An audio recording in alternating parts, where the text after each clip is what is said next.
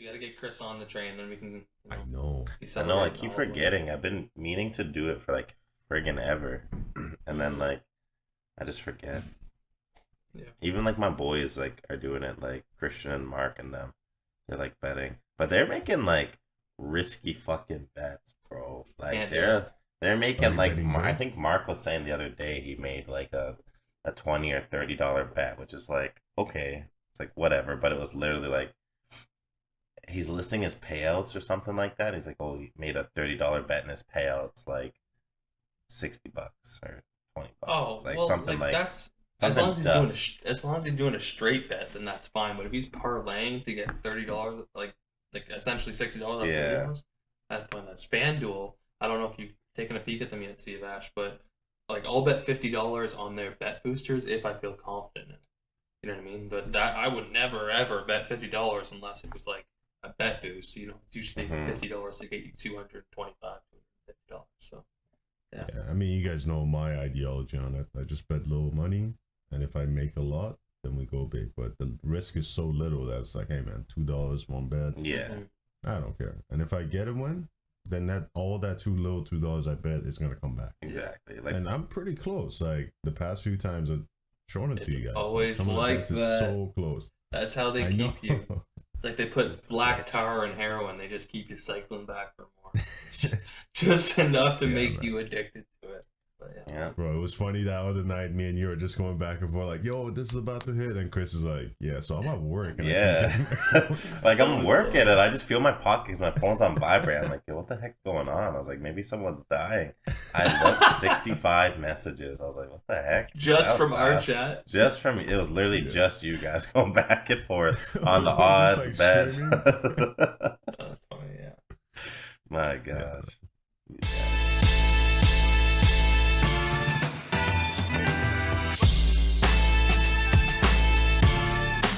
All right, well, with that, let's get into this week's episode of the Lob It Up Podcast. We are your hosts. I am Tobias. To my left, I think, I never know where you guys are sitting out on the screen. I got Siavash and I got Chris. Chris, how you doing today? I see you got the Giannis Antetokounmpo jersey on today. Today is Monday. I'm surprised you're not wearing some Raptors gear because Game 5, Raptors in Philly. But tell us how you're doing. I'm doing pretty good today. Just not wearing any Raptors gear just because she's a dirty today. That's all. Just got to do a little laundry. That's all. That's all it is, you know. So obviously I rep my boys when I'm out there. Obviously I got to rep my other boy Giannis. I was waiting for Siavash to say a little something, but he hasn't yet, and I'm good. Is Siavash not a Giannis fan, or is he not a Middleton fan? I was thinking about this the other night. He's not a Middleton fan. Okay, for some reason I thought it was like he's a Giannis fan. It's just because the Bucks been just having their way with the Bulls. That's all. That's true. That's the only thing. I saw some hope too when what game was it they won? Was it game 2 or game 3? Yeah, game 2. Then Giannis heard some talk. So yeah, I'm good. How are you guys doing today? Just taking over. Just off the rip, you guys were just talking about. I was hoping we would do so many segments today we wouldn't get to that, but yeah, nice guys. Thanks. You're welcome. I will say, before we get into the take of the week, there's two guys that we'll probably talk about, whether it's, for our most surprising player or not. I'm sure they'll come up in conversation. But Chris, you just mentioned, the Bulls tying the series, and it looked like there was some hope for the Bulls. Giannis said, no. Let me remind you. Let me remind you who the fuck I am, and really put a staple on that game. I haven't really watched that series that much. We've been very blessed, I think, this playoffs, especially for not having, someone like LeBron in the playoffs. We've been very blessed to see some unreal series. I don't think there's a single series that you can point to and be like, I'm really not excited about this. Even though the 1-8 series, they're actually exciting. Like Miami and Atlanta going back and forth, even though Atlanta's shooting like dog shit. Phoenix and New Orleans, unreal. So, I guess with that, let's get into the takes of the week. I think Siavash does have some spice he wants to throw here, so I'm gonna let him take it away. I know there's a few things that you're holding on to, but I'm excited to hear what you got for the take of the week. So take it away. Yeah, as you mentioned, it's been a very exciting week of basketball in the playoffs. And last night with the Suns versus Pelicans game, I definitely had some spice at the end of that game. Okay. Now, the spice has toned down a little bit as you put, spicy food in the fridge.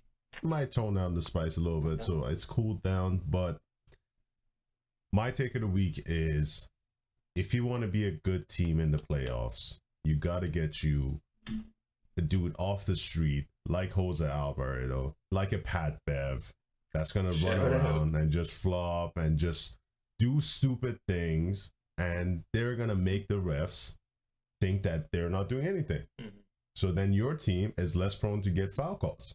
Mm-hmm. Why? Because this guy's just running around with his hands up and throwing himself and making loud noises. So the refs, they can't call every foul on this guy. That's not going to be fair for the guy. So they're not going to give you more foul calls on the other team. And the other team, if they react to that dude, they're going to get foul calls. So last night was watching Jose Alvarado. And again, no disrespect to these guys. I don't like Pat Bev, but Jose Alvarado, respect to him.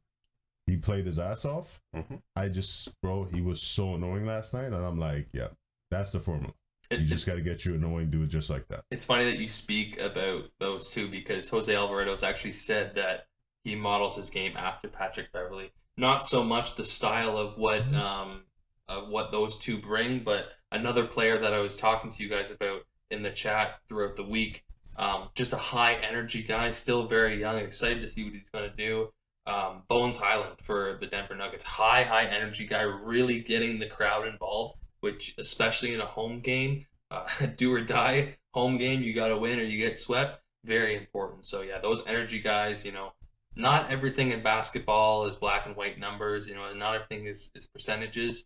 A lot of it is those intangibles that you don't see on and off the court, the leadership in the locker room, the poise, bringing a grit, a certain level of mentality to, especially a younger team.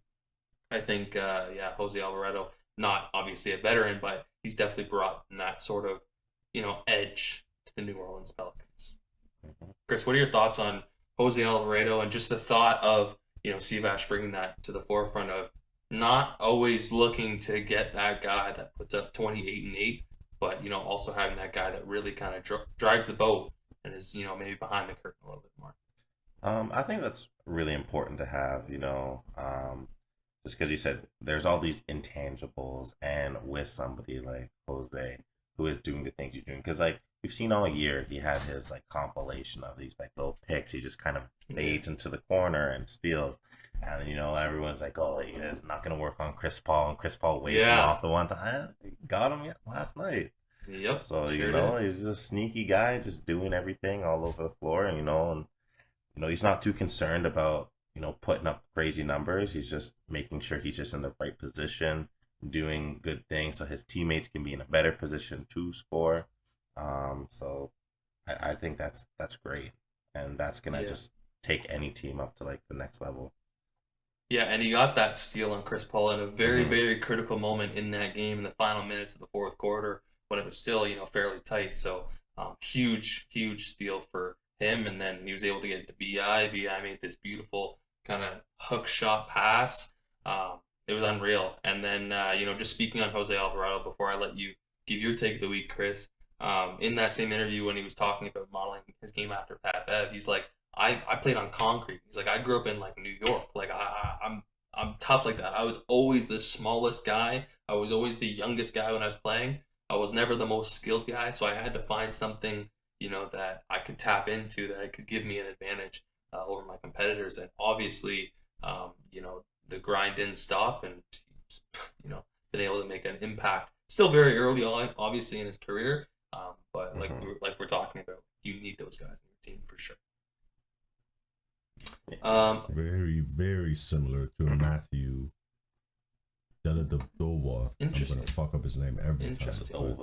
Very similar to him back in the 2015 playoffs, the way he was bothering Steph Curry. Yeah, those guys are important. Yeah, very much so. It's true. Chris, your take of the week. What do you got for us this week? My take of the week is still Suns and New Orleans related, and man, I want to apologize to the people and the players of New Orleans. honestly, I could see them winning this thing now because watching last night's game, like, Chris Paul, man, you're supposed to be the guy, like, when D-Book's not around, and you're quiet.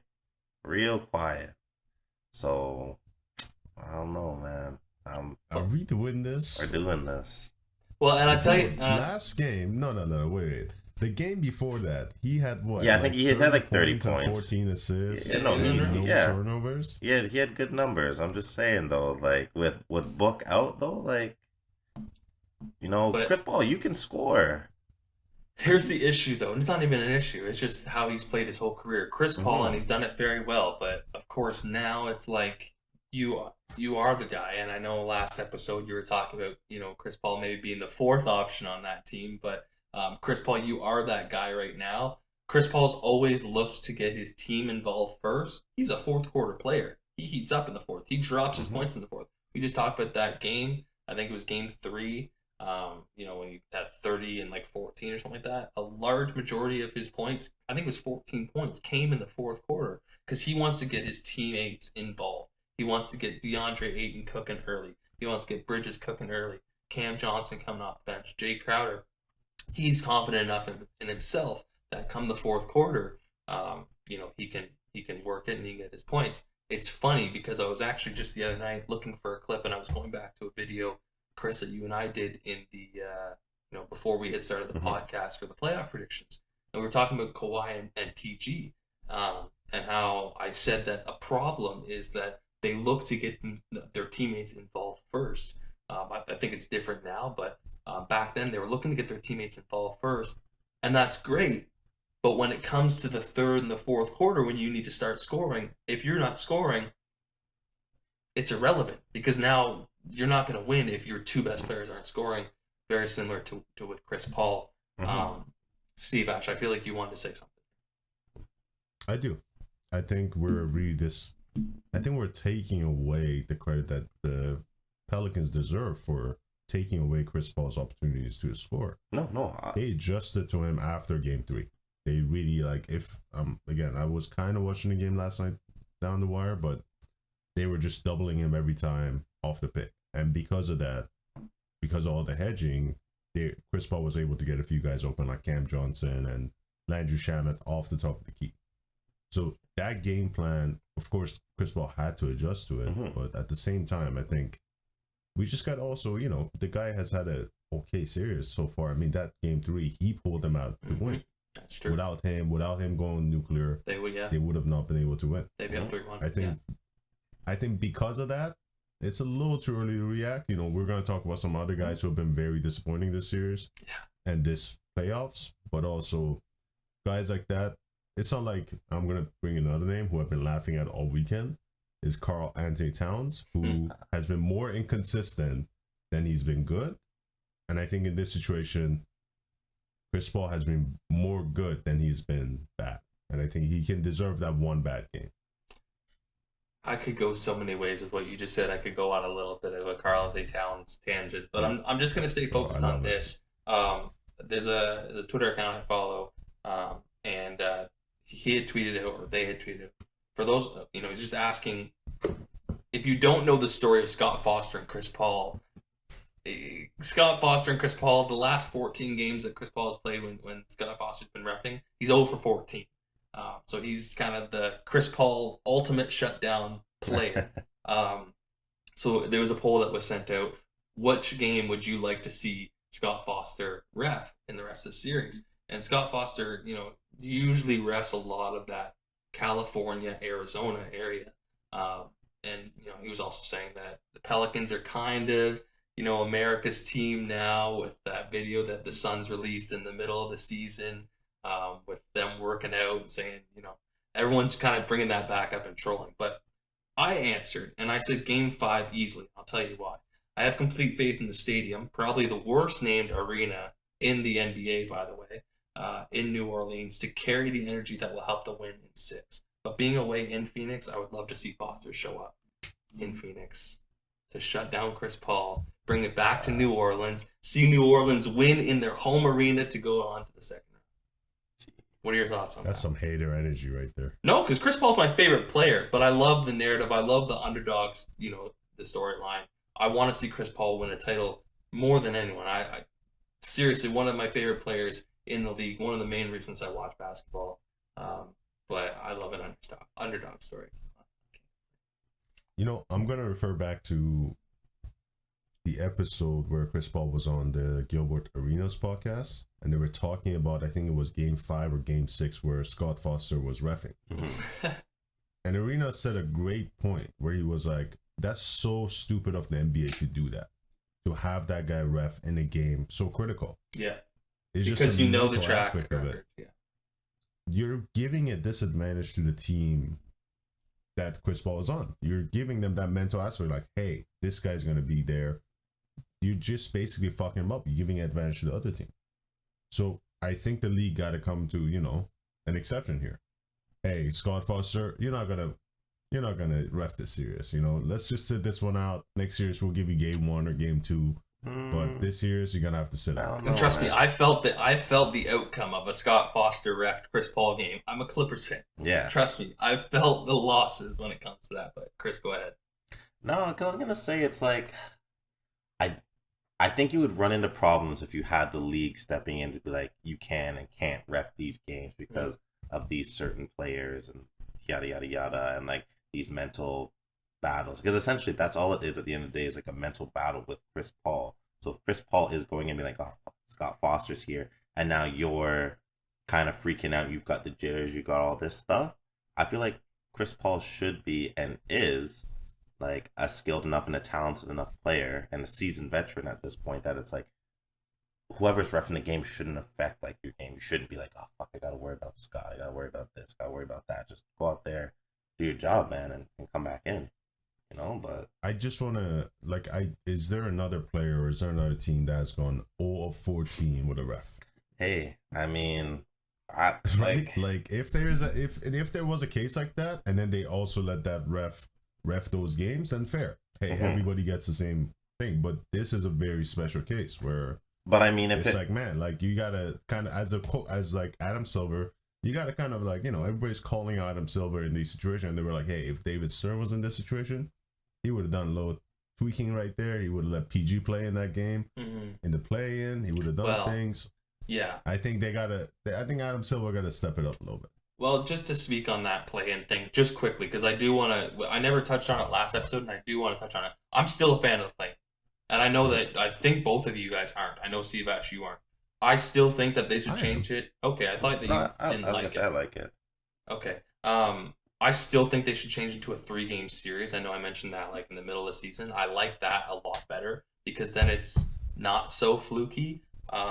Because I think it's a below 500 team in the New Orleans Pelicans that are playing right now. However, this team is not the team that was in the regular season. They got CJ McCollum at the trade deadline. So it's, in my opinion, they're not a below 500 team, but sure, based on their record, they are.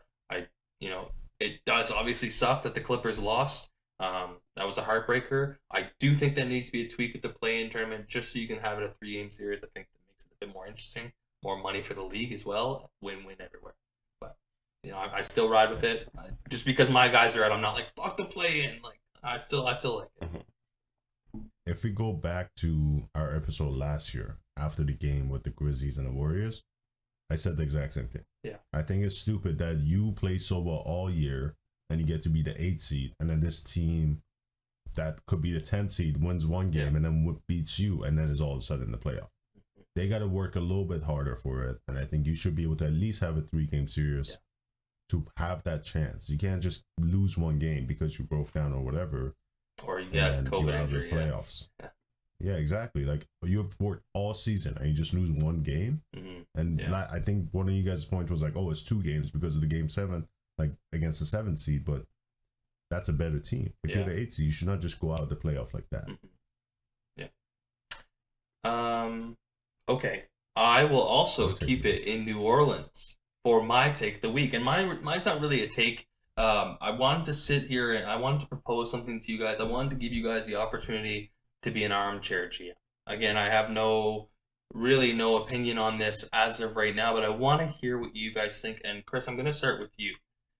with the success that we've seen with the New Orleans, still obviously very early, we've only seen 4 games. Mm-hmm. We've seen that last quarter of the regular season. CJ's been great. You know, they were talking on the post game last night. CJ's one of those guys. He's now the leader of the players' organization, what Chris Paul was for a large majority of his career. Mm-hmm. A lot of players respect him in the league. Now he comes to a very young team, very inexperienced team, and he doesn't even need to ask for that respect. He just gets that respect. Mm-hmm. And he's taken a step back, been more of a facilitator, and said, B.I., I'm going to let you go off. I'm going to let you do your thing. Valanciunas, I'm going to look to get you involved. They've got a lot of young guys. Herb Jones is there as well. What are your thoughts about moving on from Zion Williamson? I knew it. Because I think right now we've seen the emergence of B.I., especially as a scorer. You have a great big in Valanciunas. You can speak a lot about him, Chris, as a former Raptor. He's shown he can shoot it from deep. He's, collecting the 13, 14 rebounds a game. Again, you have a very, very highly respected guy in the locker room in CJ McCollum, really taking over that facilitator role. Willie Green, an amazing young coach, very strategic, very methodical. A lot of young guys, a lot of 3-and-D depth guys. Again, you add Zion to this, and you're like, holy shit. Imagine Zion was playing right now in this series. Mm-hmm. We're talking about maybe New Orleans winning this game, like this series. I don't know. I think it'd be on lock for them, right?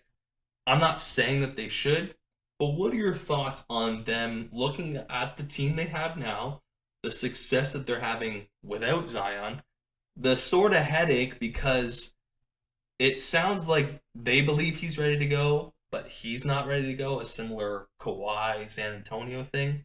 What are your thoughts on that? Should they move on from him? Should they try another year? Just tell me what your thoughts are. I would say try another year, honestly. Because again, like you said, this team now is just kind of coming into their own after getting CJ at the trade deadline.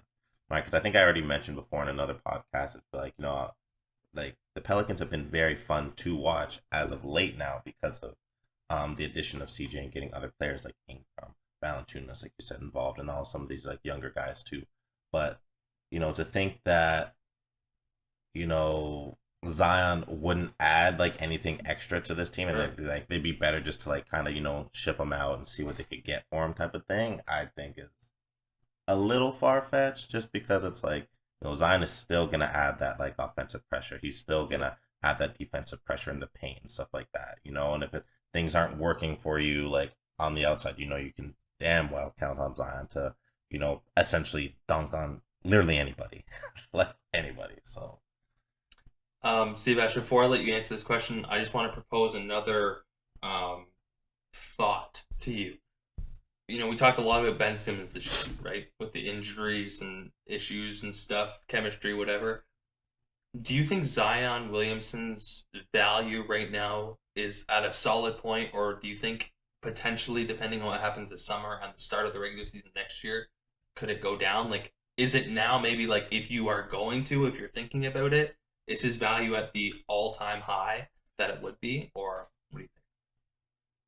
Because what if this injury gets extended? What if he does come out and say, look, I don't even want to be here. I hate this market. I want to be in the big market. I want to be in Toronto. I want to be in New York. I want to be in LA, wherever it is. I want to be in Chicago.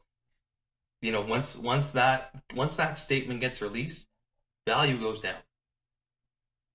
I don't know. I don't think so. Okay.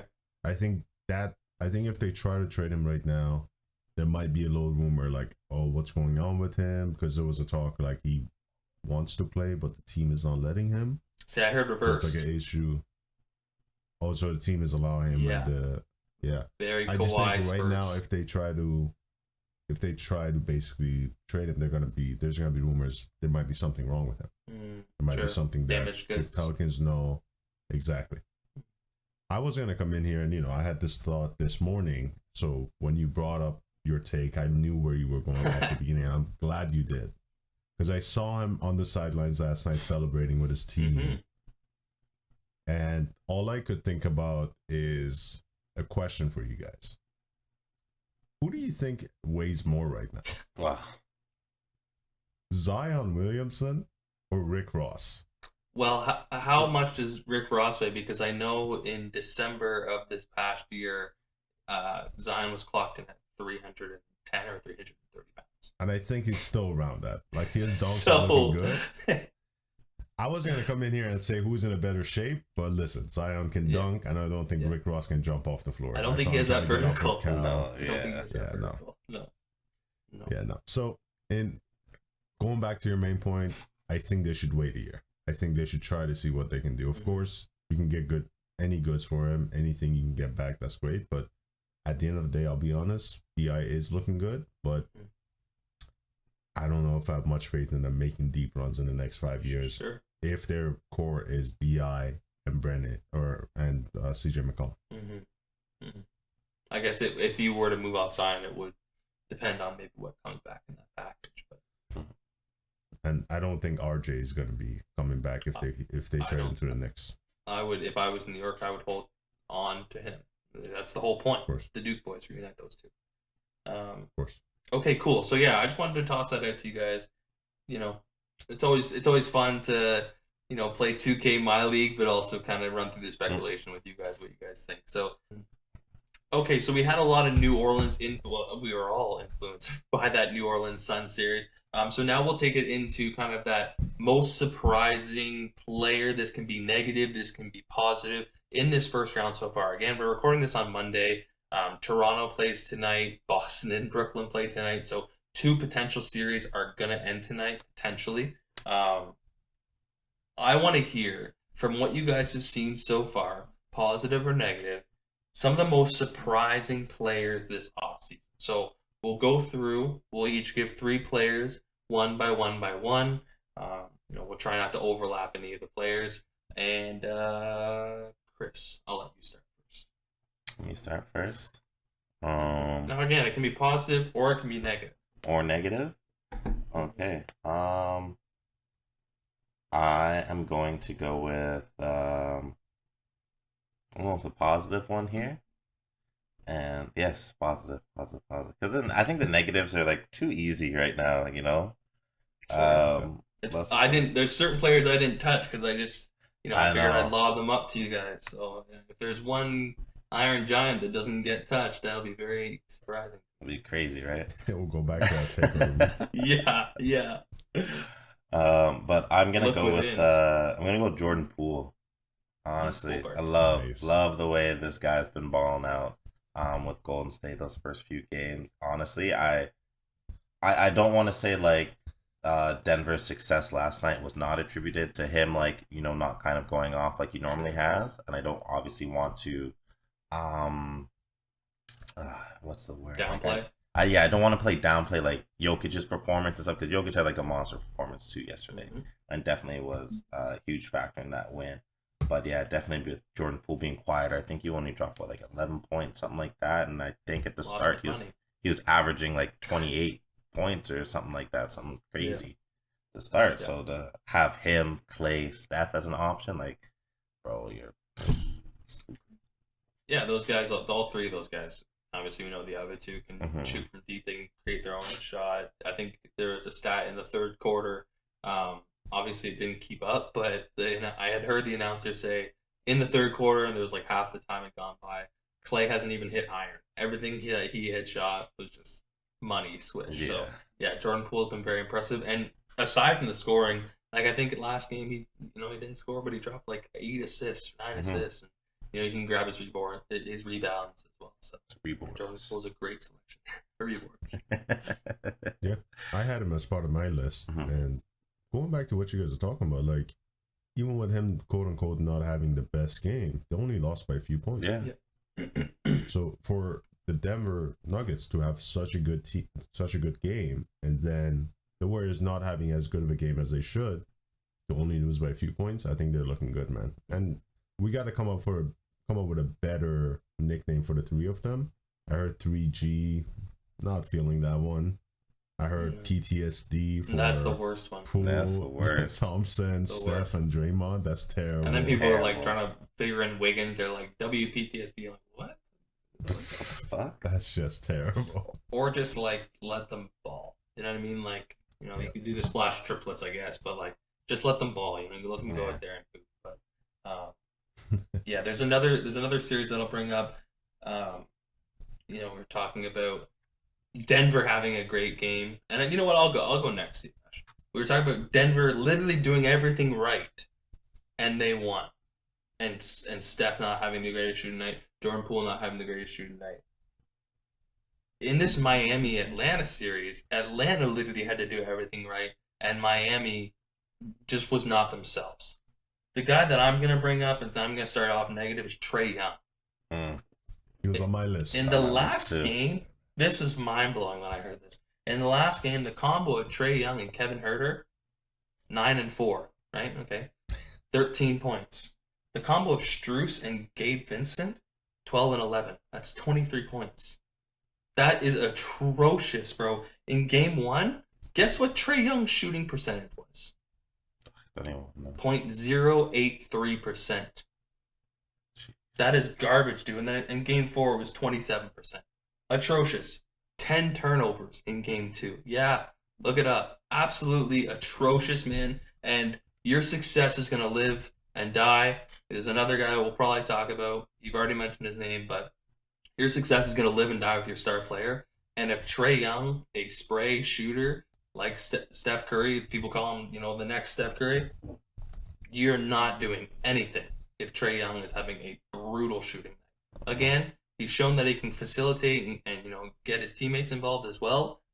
But if his teammates aren't shooting either, if he's got his second shooting guard there, Kevin Huerter, also doing worse than him, they're not doing anything.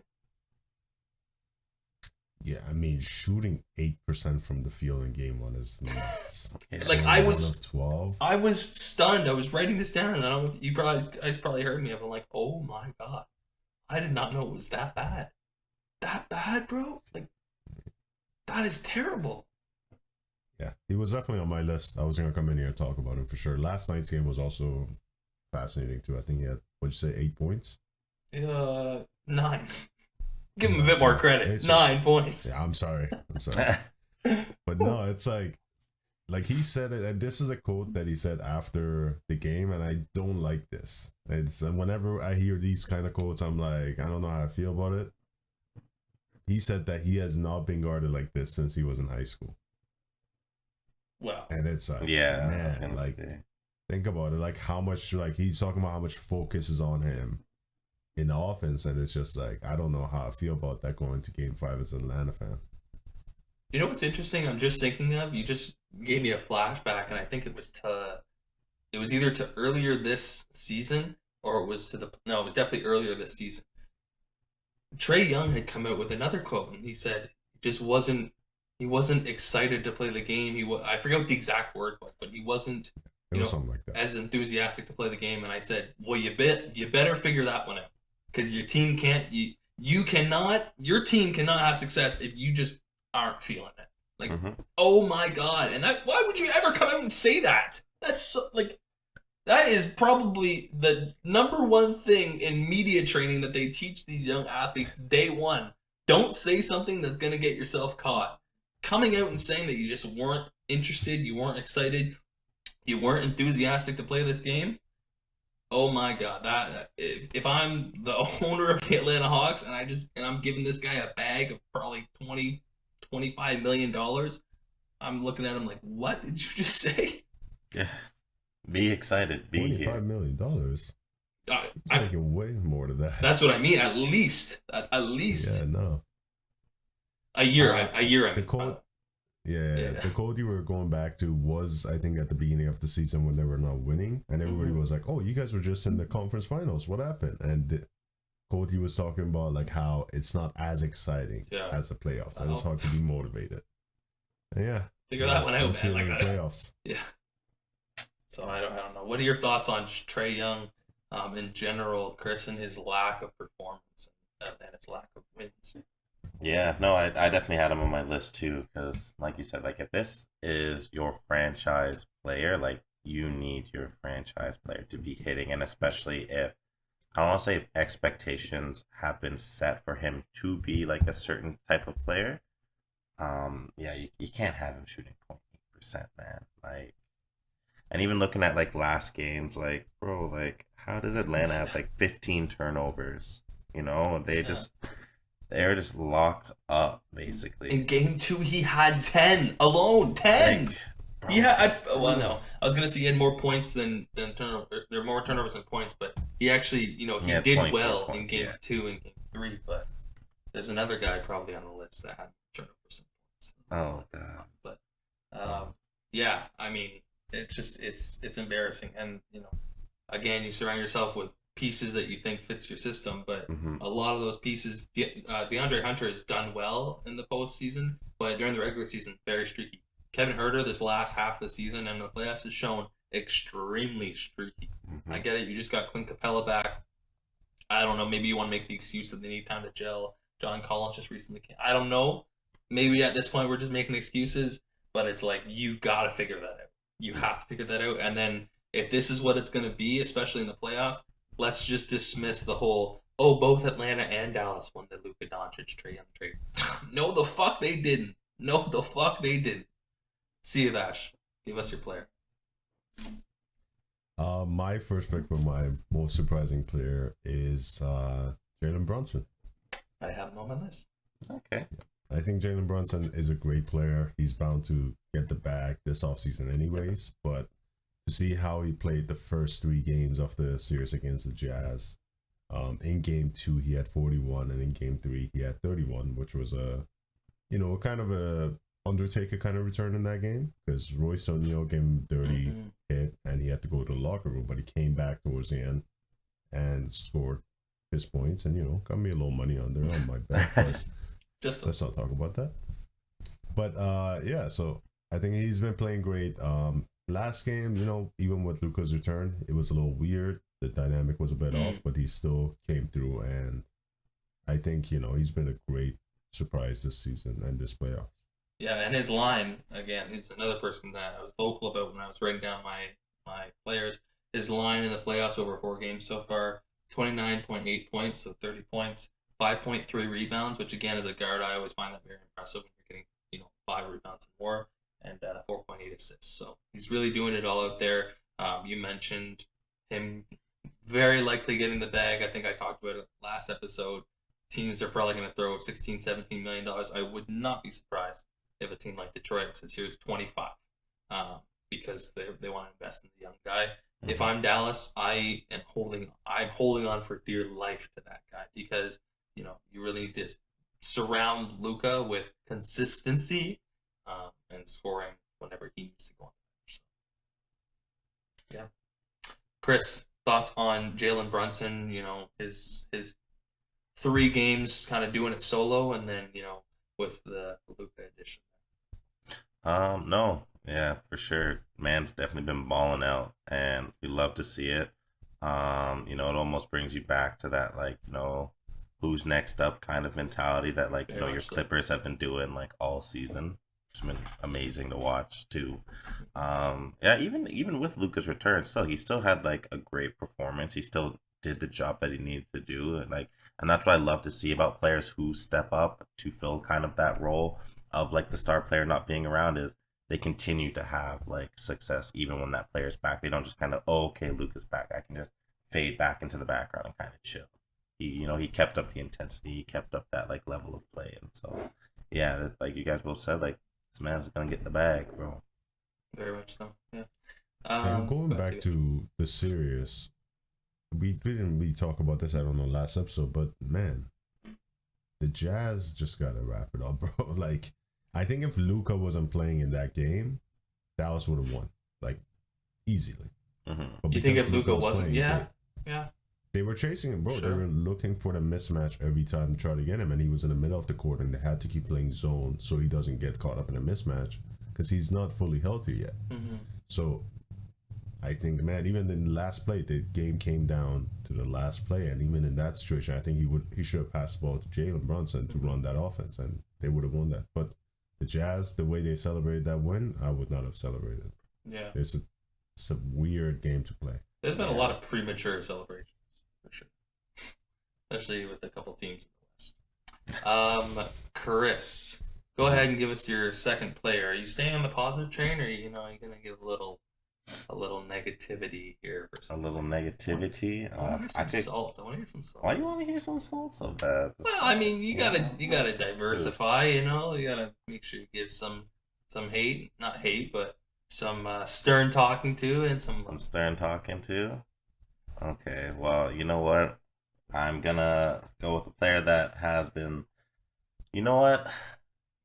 Yeah, this player's been playing pretty bad, and have not been a fan of it, and that is the Durantula, Kevin Durant, brother. Yeah. Bro, you are letting Tatum just absolutely pause, but fucking work you out there on the court, bro. JT, top 5 in the league. You are like, I don't ever, at least for the rest of the year, I don't want to hear KD and LeBron or Steph coming up in the same conversation, because it's like, bro, you're letting Jason Tatum and the Boston Celtics just do absolutely whatever the fuck they want to you. Absolutely whatever they want. Good team. Not excusing it, but they are very. They are a very good team. I will say, like, they are good. Obviously, you've got fucking like Jaylen Brown. You've got the Defensive Player of the Year, Marcus Smart, like out there too. But you have like the two best scoring. You have the best scoring duo basically in the entire league. Yep. And they're both being shut down. Mm-hmm. So. Yeah, and then you got Ben Simmons, who said he was going to come back for Game 4. Realized that they're just not having it, and he comes up with the most obnoxious outfit. Sore back.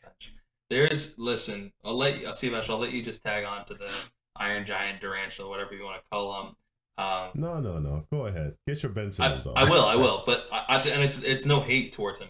But there are times that teams and organizations will leak out stories on purpose, right? They'll leak out stories to Woj, they'll leak out stories to Shams. Usually it's just to Woj, sometimes to Brian Windhorst, because they want the narrative to get out there. I read a story the other day on ESPN from Woj that said that it might not be completely unlikely that Ben Simmons never plays a game for the Nets. Because of what they've seen this back half of the season, his lack of desire to play in the playoffs, they might look to move in the offseason, which I think would be. Listen, I think Brooklyn won the trade, to be honest with you. But if Ben Simmons moves on and James stays there and Philly goes farther than Brooklyn, did they win the trade? Like, I don't know. So, I'll let you touch on that, or you can touch on Kevin Durant. The plate is yours. Go ahead, feast. I'm just gonna push the Ben Simmons talk to the side of the plate for now. Yeah. It's like the potato salad with the raisins in it. You don't want your food touching. You don't want your food touching. Yeah, no, we're not gonna touch that. That's okay. I am gonna talk about Durant. It's kind of tough, man. He's at that age where we kind of expect these players to go on for as long as possible. Mm. But what if he's getting to that point where he cannot do what we saw him do last season? We're seeing that with Chris Paul. I mean, we talked about it at the top of the podcast. He had a great game, and then the next game, he did not have the best game. And it's like, do we have this false expectation in our mind where we're just going to expect these players to be good every game or every playoff series? The Celtics are an incredible team. I think what they're doing to Durant is just fascinating because we've seen him come out of these situations before, but this is the first time that he's not looking the best. I mean, so in general, yes, I did have him on my list as well. Glad someone else brought him up because I think the Kevin Durant hate is becoming a little. It's going back to our take last week. It's kind of rising up a little bit. We're gonna see a lot of stuff if he doesn't perform in the last game. And I wanted to bring this up. I had mentioned this to you guys last night, just briefly, and this is why I wanted the core because I wanted to play the audio. The TNT guys, Chuck, Kenny, Shaq, and Ernie were talking last night after the game, and I'm just going to try to paraphrase, but Chuck was essentially saying, listen, I don't want to, a lot of you guys talk about rings, Chuck obviously doesn't have a ring and whatnot, and Shaq completely agreed with him on this point. And basically he said, there are bus drivers and then there are people on the bus. And unless you're a bus driver, you don't get to talk about having a ring and doing all this because how much did you really contribute to that? Basically what he was trying to say was Kevin Durant, if we're reflecting on his career, was he a bus driver or was he on the bus? Because what he said was, Kenny Smith had said, he went to the finals with OKC. And Chuck said, yeah. What did they do? And he's like, well, nothing. And then he goes to join a 73-9 team in Golden State. And maybe he was the most skilled player, but he wasn't the best player. And, Kenny said, well, he won the finals MVP. And Chuck said, so did Andre Iguodala. And he wasn't the best player on that team. So his point was, now again, we're seeing Kevin Durant be the guy in his own system, being the bus driver. What's going on? Mm-hmm. There's bus drivers and there's people on the bus. And again, very, very deep bag. Again, we're talking about one of the most skilled offensive players of all time, not arguing with that. But there are bus drivers and then there are people on the bus. Giannis is a bus driver. LeBron is a bus driver. Kawhi, probably a bus driver. You know what I mean? Pat Bev, probably a bus driver on his time off. Yeah. Short bus driver. But you know what I mean, though? Like, there are bus drivers and then there are people on the bus. Maybe a school bus driver.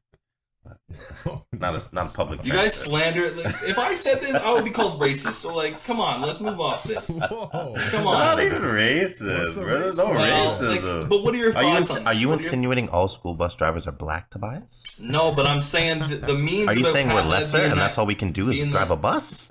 No, I'm saying, but the memes about Pat Bev being a crackhead and these memes about the guy with the nappy hair, like, no. If I said that, I'd be canceled. But I always anyways, just say back it's to the Black Air Force energy. That's it. Exactly.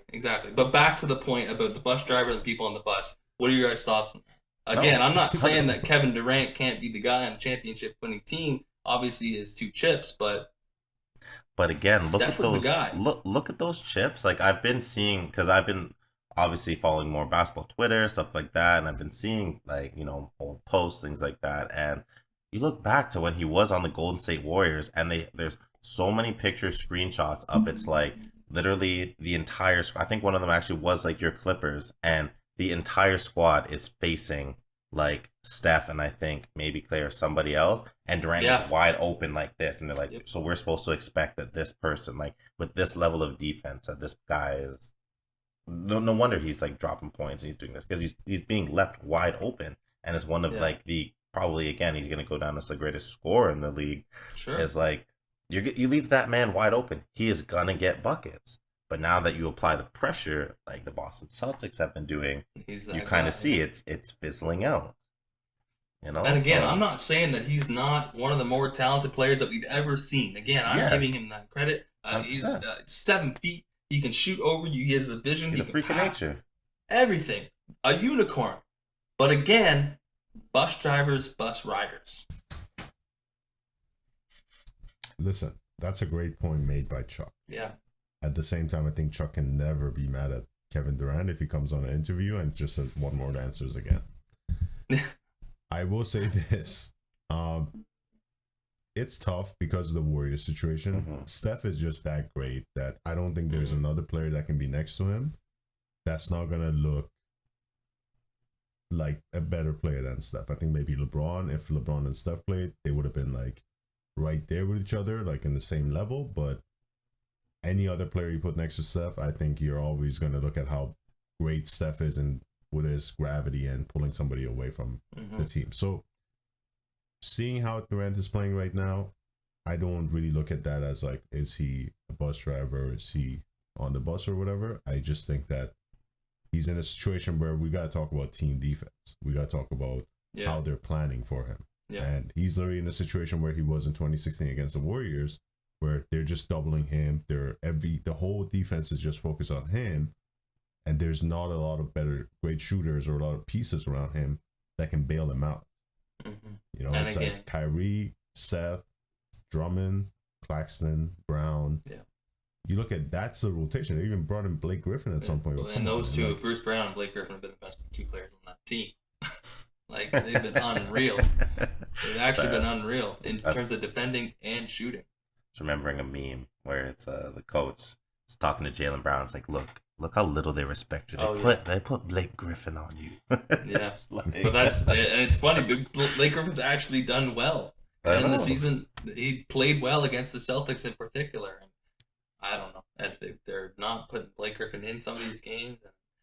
again, I'm not taking anything away from Kevin Durant, super skilled player, unicorn.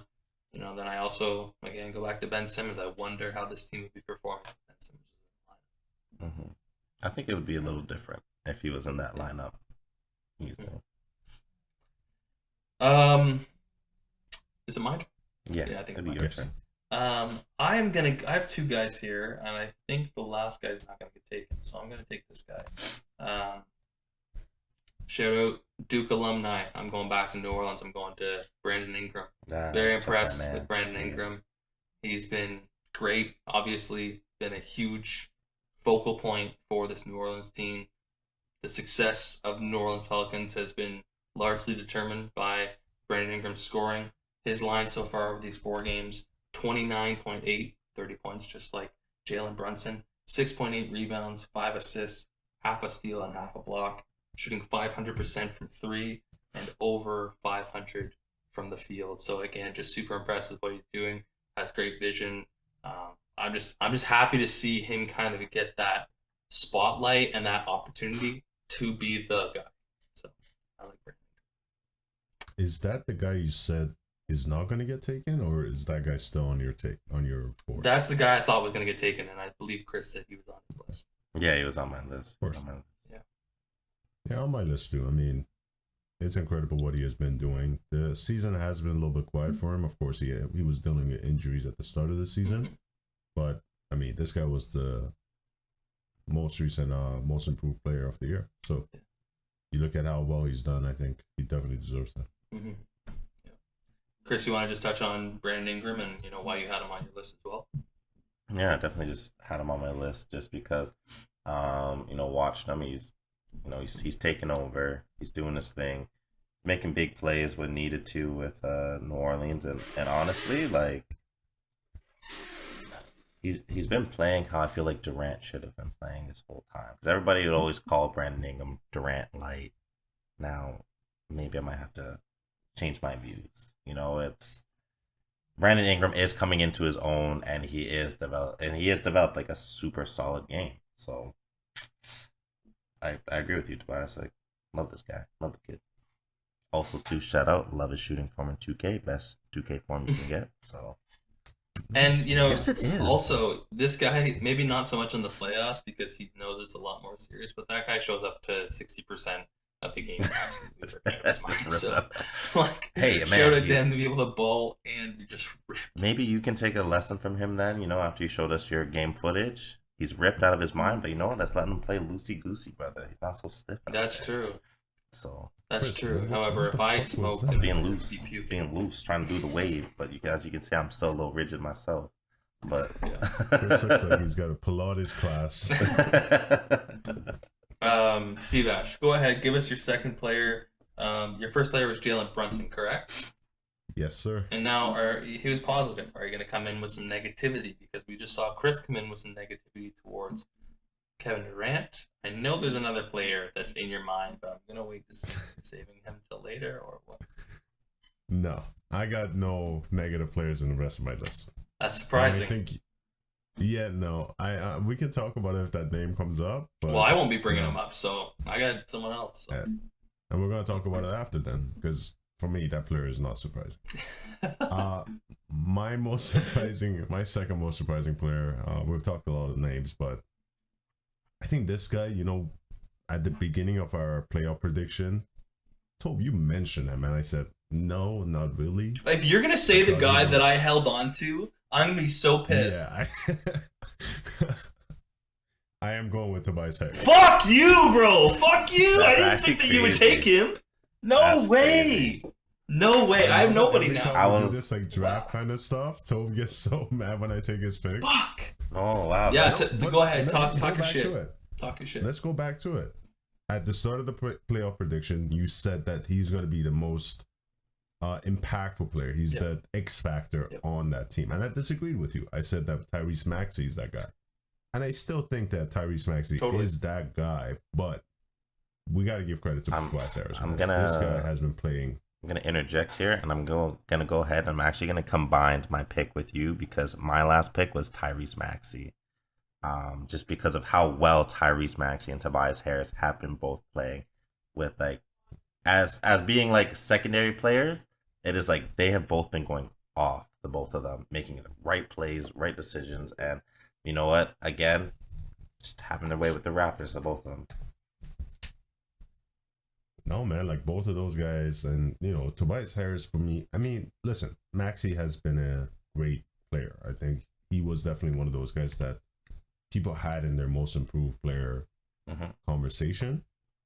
But for me personally, I mean, Tobias Harris, I did not expect him to play well. I'm just trying to bring up the game logs in the past few games. Listen, 18 points, 9.8 rebounds. He's averaging a double-double every game. Yep. Very impressed. Very impressed. And in the first 2 games, he had 26 and 20. The last 3 games, he's had over 10 rebounds. And listen, he's really fitting into that role that they're asking for. And he's talked about it. I think I heard him say how he's been trying to be a better catch-and-shoot player because of the role that he has to play on this team. I did not expect him to do this. And I think he's been very surprising this season, this playoff. And you know what's surprising, Steve Ash? I don't know if you have it up. I've got a different player on my screen, so I can't pull him up. But I looked at because I was looking at his regular season, obviously compared to the playoffs this year. And then I was also looking at his playoff history. He seems very much like a playoff type guy. Draymond was in an interview the other day. I think he was either post game or he was doing his podcast, and he was saying some guys are regular season guys, and some guys just aren't made for the playoffs. They're just not cut out for the playoffs. Look, I'm not saying that Tobias Harris is an elite playoff performer, but if you compare his playoff stats with his regular season stats, you see like he usually does average a double-double in the playoffs. Like he does perform well in the playoffs. But again, like just to go off what you were saying, Sivash, first of all, great name, but also just he's been performing so well again. In a team, in a system where James Harden hasn't been the scorer that he has been in the past, and honestly, he doesn't have to be the scorer. He's been a great facilitator, a great kind of floor general, giving Tyrese Maxey that second scoring option. I agree with you. I still think Tyrese Maxey's doing his shit, but Tobias Harris has been unreal. He's been great for them. Very important, very impactful for that Philadelphia team, for sure. Chris, you want to touch on? I just had his I had his stats up, and in the playoffs, he's played 5 seasons in the playoffs, and man, like his stats are way better than I imagined. Right. And this season in the playoffs has been his best. Last season was also really good with scoring 21 points a game, but this, the percentages are not the best compared to this season. So I think he's fitting the perfect role right now, and I'm excited to see what he's going to do. Yeah. A lot of people are saying, and I don't think I agree with this, I have 2 teams that I really I have what I believe to be my finals prediction, but I hear a lot of people talking about Philadelphia also being in that top tier of teams that can win the championship, and I think a lot of it will have to do. Sure, Joel Embiid is a beast, top 3 in MVP voting. His thumb, his torn ligament in his thumb will be a bit of a concern, but having those players around you moving and shaking the way that they have shown to do in the first round will be super important to Philadelphia's success. Chris, what's your thoughts on Tobias Harris? Just from our conversations, I mean, you've been watching this series probably more than either of us. So, what have you seen while watching? Like I've been saying, like I will say like a lot of like the Raptors' losses have been attributed to one, the Raptors not playing at the level like they can play with, like not having like some of their main scorers score. But then also, like I mentioned, Tobias Harris and freaking Tyrese Maxey, both of those guys have just been doing everything right. Like you didn't expect them to play. Like, again, you watched them play in the regular season. They weren't playing like this in the regular season. But then come playoffs, it's just like a switch flipped, and you had Tyrese, what he dropped like 38, 34, something like that, his first game. Raptors, yeah. You have Tobias like averaging a double this like entire series. Like you said, like I think just some guys are just built for the playoffs, and it's looking like early on like Tyrese is like one of those guys, and Tobias is one of those guys too. Not you, Tobias, but the other Tobias. Fuck. Damn. You didn't have to say that. Chris, go ahead and give us your final most surprising player. No, mine was Tyrese Maxey. Mine was Tyrese. Okay, I tacked it in because I was actually looking at both Tobias Harris and Tyrese Maxey because I was just like, man, like it would just be like stupid not to give like either of those guys a nod with how well, like, obviously I want to see like my team win, but like I'm gonna respect like the shit they're doing out there on the court. Mm-hmm. Well, you know what? Speaking of your team, I only had 4 guys written down, and unfortunately, 2 of the guys that they wrote down got taken. I was very surprised to hear Tobias come up, but I'm very happy that other people recognize it as well. I'm gonna go to the Raptors actually, and I'm not gonna talk negative. I could talk negative about 1 or 2 guys, but I'm actually gonna talk positive about a guy I really like on the Raptors team, and a guy that I think has been very important. What's that? I said Chris Boucher. No. Drake. No, it's OG Anunoby. I think he's been very important to that team. There's a couple times when Fred and Pascal weren't shooting the greatest, and OG was that guy for them. He was rebounding, he was passing, and of course he was scoring. I didn't do my research on the stats, but I know, especially as a sports bettor, I relied on him a couple times. But in this playoffs, he's averaged 20.8, so 21 points, just under a steal a game, half a block, 3 assists, and 4.5 rebounds. So again, I just think he's been a great third option for them, especially whenever Scotty, was injured there for a couple of games. He stepped up and he took over a role that he needed to. I love OG Anunoby. He's probably one of my favorite young players in the league that don't really get a lot of credit. Respect. Yeah, that's definitely a good pick. With him, I was really expecting for him to come out at the start of the playoffs, the first few games, but what he has done in the last 3 games has been really, really good. I think they need him to be like that. As Nick Nurse said, a 3-0, if you win a game, that's a 3-1. And a 3-1 is doable. No, and looking at the coach that they have, listen, Doc Rivers. Yeah. There's that picture of the meme of the LeBron when he's like, the headline says a team has never came back down 3-1. There's a picture of LeBron with the headphones. Somebody photoshopped Doc Rivers' face on that and changed the headline as a coach has never lost a 3-1 like 3-0 like that. I can see Doc Rivers losing that. And I think, Chris, you and I both, I believe, had OG as our most improved player of the year when we were doing our preseason predictions. He wasn't mentioned in the finalists, wasn't brought up. Obviously, I think it was Desmond Bain, John Moran. I don't know who it was, but I think OG he's fit nicely into this when they needed to him. So I just want to give him his flowers. I like it. Seabash, your final player. We've actually touched on everybody on my list. But one. You brought up the OG, and I have 2 names left. 3 names, actually. I did 10. Speak on it, see. Let's go. Is it your second favorite point guard? I'm not doing it. I'm not going to go negative. No. I could. I have in my list, but I'm going to go positive here. I'm going to talk about a rookie by the name of Herbert Jones. Yes. Herbert the pervert. Fascinating playoffs run by this guy, man. Like last night's game, this guy was blocking everybody's shots. I think he had like 3 block shots of it was Shaman on top of the key, then it was Mikal Bridges in the corner, and I forgot who it was in the wing on the left side. There was one Dyer. Jumped up.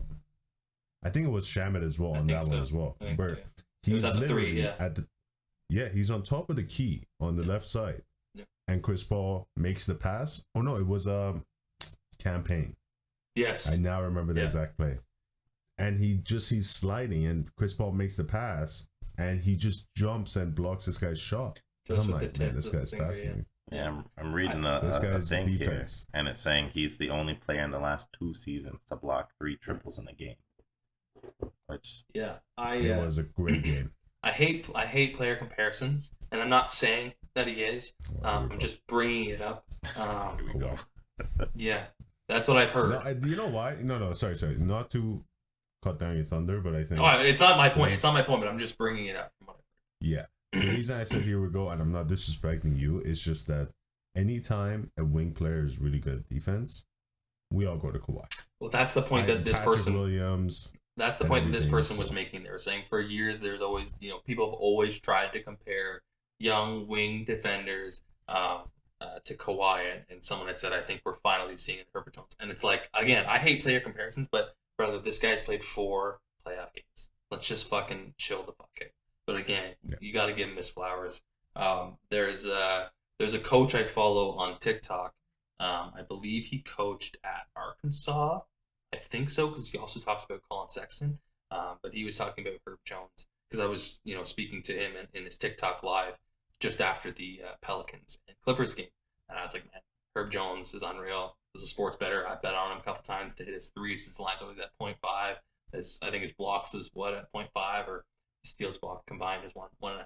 But he said that Herb Jones was unreal, very underrated, and just a really, really good kid. And you know me, what do I love most in a player? That dog energy. And what did Herb Jones do to, again, one of my favorite players? I don't know if he got fouled or he was on the baseline, and he was sitting there, and Chris Paul, nice guy, goes to help him up. Herb Jones just looks away. He's like, I'm waiting for my teammates, bro. I don't need your hand. I was like, yo, the series is on now. Like now there's some bad blood. Like, all right, let's go. So I love that dog energy. And I'm just excited to see, what he does in addition to this young New Orleans Pelicans team. Again, not comparing him to Kawhi, but just want to bring that to the forefront.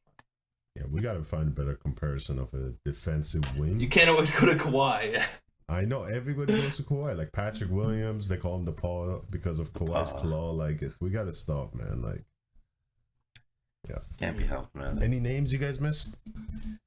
Well, there's one, but I'm not going to touch on him because I know that you want to talk about him. So we'll remove him from this, I guess, conversation. See, Ash, I'll let you just run with it, man. Who do I want to talk about? I believe you want to talk about a big man in Minnesota. No, there's nothing to talk about. Oh, okay. Yeah. No worries. Yeah. Was there any other names that want to be brought up? I just want to say, going back to that, when we were talking about most surprising, I'm not surprised by what he's doing. Who? I think that's what I expected by the big man in Minnesota. Oh. I literally laughed all weekend at the whole, we in Minnesota now. Like, that clip is just hilarious to me, the way he's just talking. And, it's funny to see how guys act up when they're mic'd up. You see how like some guys are like, they're literally... They're saying shit they wouldn't normally say. Yeah. Exactly. They're like, I got you, big man. I got you, big... It's like, dude, you're not saying that in an actual game, but like now, because you're mic'd up, you got to act up a little bit. Mm-hmm. It's funny, but one of the guys I did not talk about, I got 2 names. I, of course, wrote down 10, being an idiot, but I got Larry Nance Jr. Yeah. I think he's been a great surprise as well, finding a role where he's able to kind of facilitate as a big man in that situation. I think that's a great position he's in. And my second name, this one is a bit negative, is Ja Morant. I think he's been not so great in this playoffs. I want to see him turn it around, but even in the game 3, he had a really bad game. Of course, they pulled it out on 1, but in case of the way he's played, I think he needs to adjust a little bit. Okay. Oh, okay, Chris, stick with that series. He just mentioned 2 guys, Carlton Towns and John Moran, and I believe you are a fan of both of them. I respect both of them, yeah. I like both of them. I want to hear you just... I'm a fan of Ja. I don't know about Cat. Yeah, that's where I was unsure. I know he's a big fan of Ja. But... I'm a big fan of... I like Cat and stuff, but then again, with Cat, it comes down to his inconsistency and stuff, and it's like, everybody praises Cat as being, the next best big man in the league, the best, shooting big man in the league. But that one's self-proclaimed. But... Yeah. I mean, but the guy is just, bro, he's streakier than a dirty mirror, and it's tough. Like, I love that. It's tough to have faith and believe in this guy, and then also too, when this guy's, he's talking his shit, doing his stuff, it's like, bro, it's not believable. Like you said, the guy acts different, mic'd up.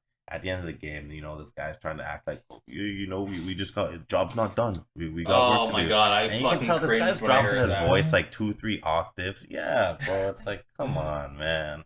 I cringed when I heard that. Just be the cat that we all know like you are. Just be that guy and stuff. And as far as Ja, I'm playing like I thought Ja was playing like all right.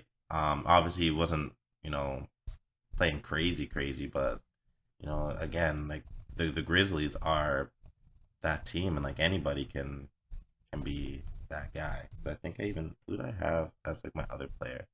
Let me take a look, because I think it was I had like Desmond Bain as like one of my guys like on the list of like surprising performances and stuff. So, but yeah, with or without Ja, the Grizzlies are a threat. But still even looking at that last game, Ja had nice triple dubs. 10, 10, and 16. Like, that's still great. Like, I always compare Ja to, I will say, a more controlled and consistent Westbrook. To me, that is who Ja models. I feel like he plays like. That's a really good comparison. I think we can give a little bit more credit to Ja in case of the playmaking and the IQ. That not to say Westbrook wasn't the highest IQ on the court. I just think Ja gets a little bit more respect. And that's what I mean when I say like he's more like consistent and like just like level headed. You see Russ, like it almost looks like he's not thinking sometimes when like he's out there doing a play. It's like, bro, you're double teamed and you're still gonna choose to shoot. Whereas Ja's like, I recognize I'm double teamed. I know that I have like there's another man open on the floor. I will make a better pass or a better play, whatever. Yeah, I think this series goes 7. And I think this series goes 7 just strictly based on lack of experience and immaturity. Really kind of on both ends. Again, I get it. It's fine to be passionate and stuff like that, but the calling for fouls, and it's like, it's one thing when you're a veteran to be like, not negotiate, but speak with the refs, be like, hey man, like, you're fucking me here, basically. But Cat complaining and like he's doing enough stuff to get him fouled out. It's just it's tiring. And then for them to celebrate that the way they do, it's like, yo, it's one playoff game, chill the fuck out. And then even on the other side with Memphis, like they took the ball, like how Pat Bev been like throwing the ball up in the air after they win. Moran did the same thing, like to do a point. And it's like there's a lot of like immaturity. They really have to grow up. I think they're gonna go to Game 7, and whoever wins is honestly just gonna be on a fluke. It's gonna be whoever. They're gonna get fucked by Golden State. So it really doesn't matter who wins this game, just for experience. It's upsetting because I'm talking about how young this team is, but how long has Carlton Towns been in the league? Like he's not Anthony Edwards, right?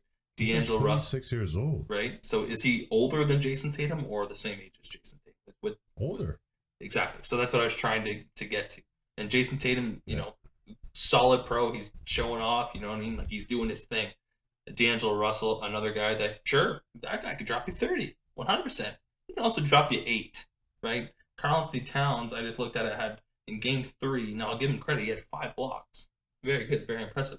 He had the same amount of turnovers that he had field goals attempted. 4. No, you cannot be doing that. Like, especially as the number one player, supposed to be the number one player on that team. I really don't think that. I don't think Karl-Anthony Towns will ever be the number one player on a championship winning team. And going back to one more thing, like he is 26, 27 years old. He had a playoff run, of course, with Jimmy Butler in 2017. They lost in the first round. He's at an age where he's got to start figuring it out. And that shit. Of course, he's had a great season. And people clowned him for back then about not performing, inconsistent, immaturity. All right, here we are 4 or 5 years later. What the fuck's going on? You know what I mean? And I know you're a huge Jimmy Butler fan, and you hate all the slander that goes around about Jimmy and his tenacity and how much he expects out of other players. I love that in a player, by the way.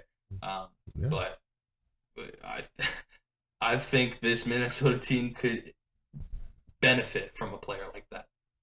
Very much. And going back to what Draymond Green said after the game 3, he was saying that some players are not built for the playoffs. Everybody knows he was talking about Cat. 100%. Cat was sitting on a stream with the kid Aiden Ross, who's a big streamer, and he was talking about how Russell Westbrook is a stat pattern, and Draymond commented on that. But it's like, hey, keep it to ourselves. You know, everybody can go talk about like how you were playing in a game where you were down by 30 with 3 minutes left. Like, you're not going to come back on that. You're just trying to stat pad at that point. Mm-hmm.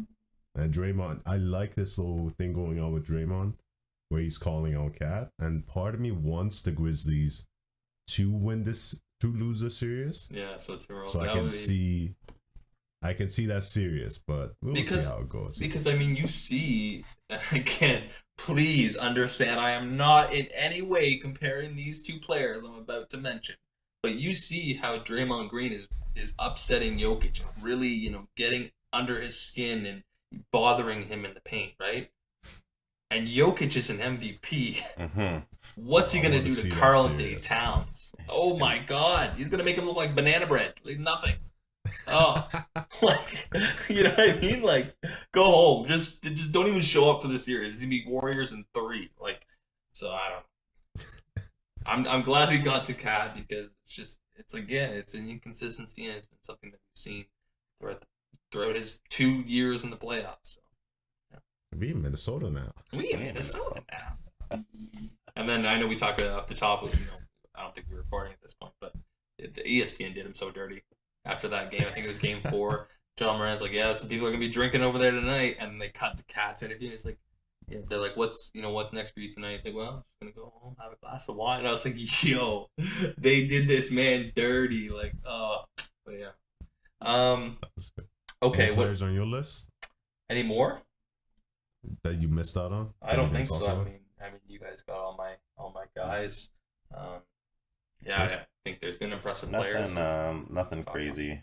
Obviously we, you know, had Kyrie. I thought you would touch on Kyrie a little bit. Being one of his spokesmen, but I get it. You also don't want to talk ill on the man. So, and again, yeah, you know what? Yeah, again, we gave him praise for dropping 39 during Ramadan, and now it's like, okay, did he give him that same excuse? Oh, you know, you only dropped 16, you only played whatever, but it's Ramadan. But still, again, it is Ramadan, so that's very tough to play at this high level of intensity without any food or water. So this is the last episode. No. And we're canceled. Yeah. All right. Let's close it off before we go on a tangent. Yeah, for sure. So obviously, you know, this next episode will be I think not the total end of the first round. There might be 1 or 2 games left with a game 7. But for the most part, I think it's wrapped up. So we will catch you in the next one. In round 2, we'll give our round 2 predictions as well. So see you next week. Peace. Peace.